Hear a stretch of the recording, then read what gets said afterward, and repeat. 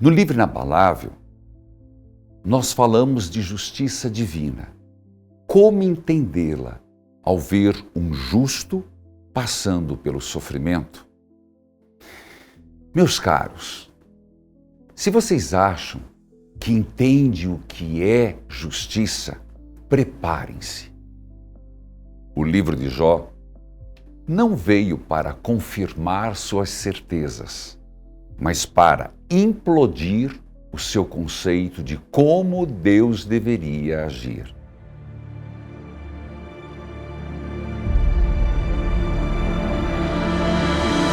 E se a justiça de Deus não for como você imagina?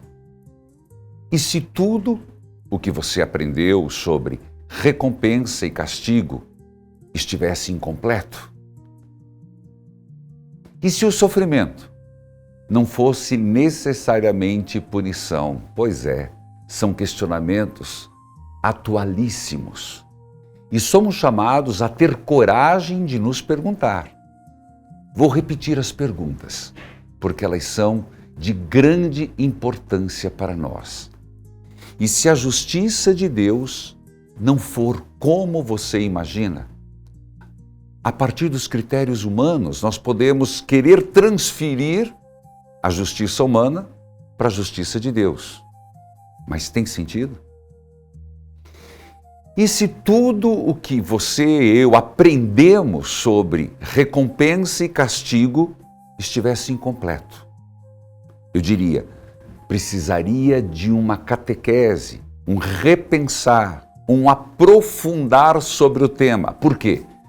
Vem outra pergunta que é estimulante e ao mesmo tempo questionadora. E se o sofrimento, que a gente sempre pensa que é punição, não fosse necessariamente? O livro de Jó, que contempla e é inspiração para o livro Inabalável, começa com uma cena desconcertante. Um homem justo, Jó, íntegro e fiel. Olha, repito algumas coisas que marcam a identidade de Jó: homem justo, homem fiel e homem íntegro. Jó é um homem que teme a Deus e evita o mal. E ainda assim, perde tudo, tudo. Se coloque no lugar de Jó. Perdeu riqueza, filhos, e como se não bastasse, o demônio ainda disse: toque na saúde dele. E ele ficou leproso. Então ele perdeu a saúde, dignidade. Por quê? É aqui que a fé começa a ser testada.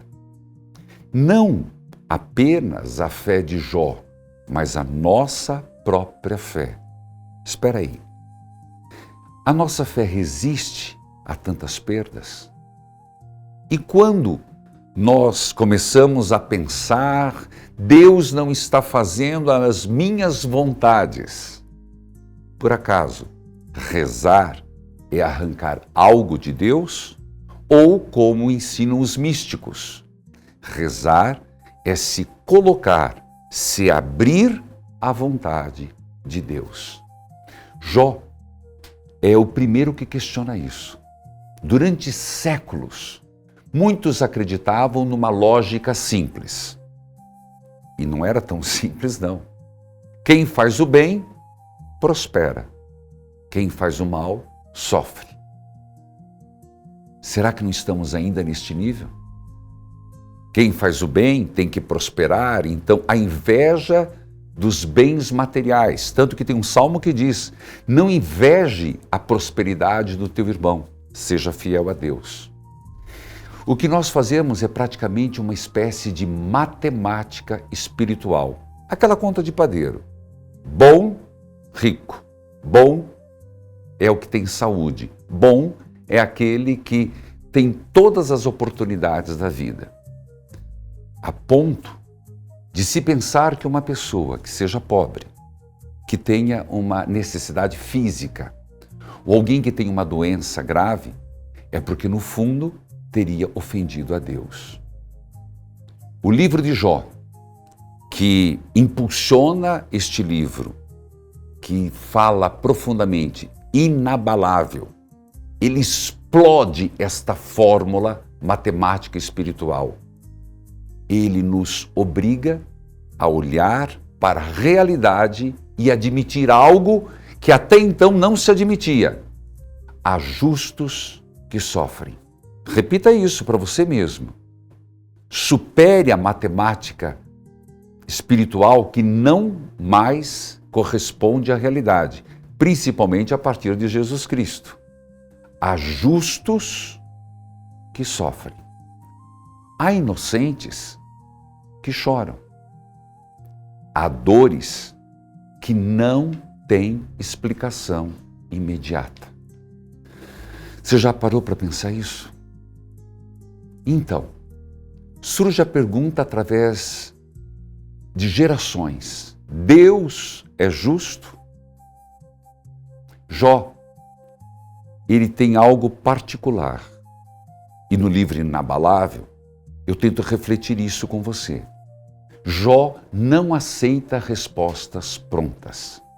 Ele questiona. Inclusive, cuidado, quem muito tem respostas prontas é porque nunca as pensou, as copiou. Se questione. Jó, todo mundo fala o homem da paciência. Tem que ter a paciência de Jó. Não vejo assim. É o homem da resiliência. É o homem da fé.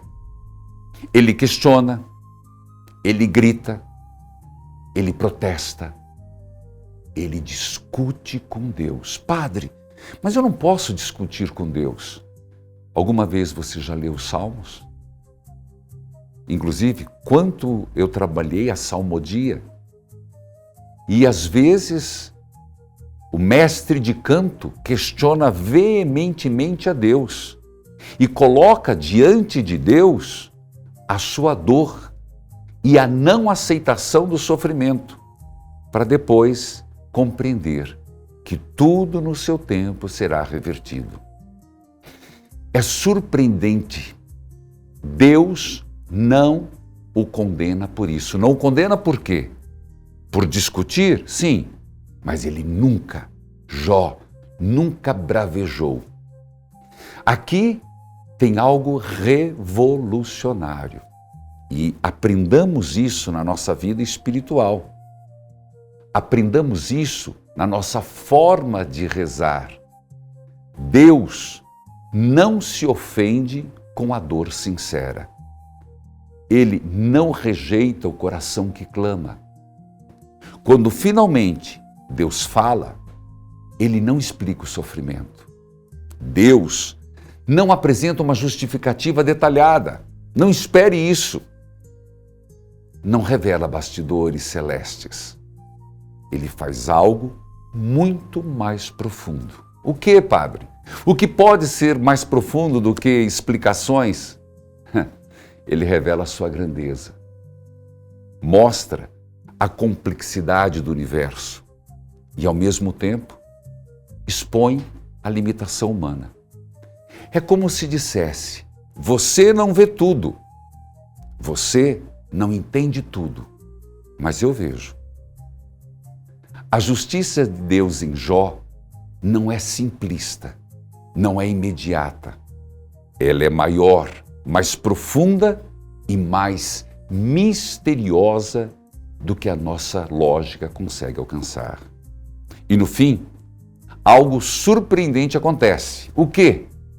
Deus declara que Jó falou corretamente sobre ele. Você vai acompanhar isso ao longo do livro Inabalável, que é uma releitura do livro de Jó. Mas Deus vai mostrar que os amigos religiosos que defendiam uma teologia rígida erraram. Por quê? Porque Jó foi verdadeiro. Porque sua fé não era interesseira. Porque ele continuou dialogando mesmo na escuridão. Talvez a maior revelação do livro de Jó, escrito no Inabalável, não seja explicar o sofrimento, mas revelar que a justiça de Deus não é vingança, nem cálculo, é fidelidade. Mesmo quando não entendemos, ele permanece. Nem o livro Inabalável, nem o livro de Jó não responde todas as perguntas. Tem muitas perguntas que só vamos ter respostas quando pudermos ver Deus face a face. No entanto, o livro de Jó e a proposta do livro Inabalável é fazer você refletir sobre a fé, que não se baseia em respostas fáceis, mas uma fé que permanece de pé, mesmo quando o céu parece estar em silêncio. Eu lanço um questionamento. Você teria coragem de continuar confiando em Deus se tudo lhe fosse tirado? Jó teve. E é por isso que sua história ainda nos inquieta. Descubra mais lendo o Inabalável. Com fé, a tempestade vai passar. Pode crer. Curtiu esse vídeo? Então se inscreva no canal e envie para o seu amigo ou familiar que precisa de conselhos espirituais. Evangelizar é preciso.